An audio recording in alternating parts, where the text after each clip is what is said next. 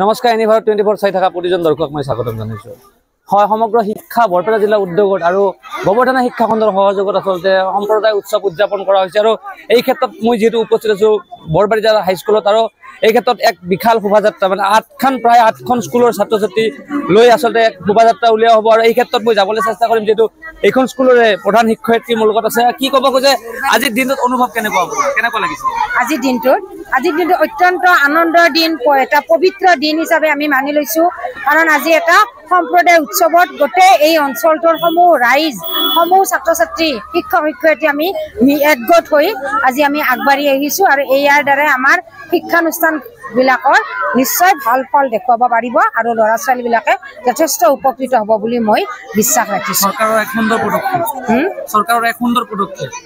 চৰকাৰৰ পদক্ষেপ এই খণ্ডত আছে, আমাক চৰকাৰীভাৱে নিৰ্দেশ দিছে, কিন্তু আমি ক'ব লাগিব আজিকালি দিনত টকা পইচা নহ'লে একো কামে ভালকৈ পাতিব নোৱাৰি, কিন্তু যোৱাবাৰতকৈ এইবাৰ টকা আৰু কম দিছে। গতিকে ইমান কম পইচাৰে আমি যেনেকৈ নহওক পাতিব আগবাঢ়িছো, কিন্তু চৰকাৰে অলপ টকা দিলে, সাহায্য দিলে আৰু ইয়াতকৈ উন্নত ধৰণে আমি পাতিব পাৰিলো হয়। কিমান ছাত্ৰ ছাত্ৰী আছে? আমাৰ বিদ্যালয়ত আছে 415 ক্লাছ 10ক বাদ দি, আৰু বাকী অন্য স্কুলৰ পৰা সমূহ ছাত্ৰ ছাত্ৰীক লগ কৰিলে আমাৰ 750 ৰাইজ হৈ হ'ব। মোটামুটি আমি হিচাপ কৰিছিলো 600ৰ ওচৰত হ'ব গোটেইখিনি। সাংস্কৃতিক শোভাযাত্ৰা আমাৰ মানে ল'ৰা ছোৱালীখিনি সৰু সৰু, গতিকে আমি বেছি দূৰত নাযাওঁ।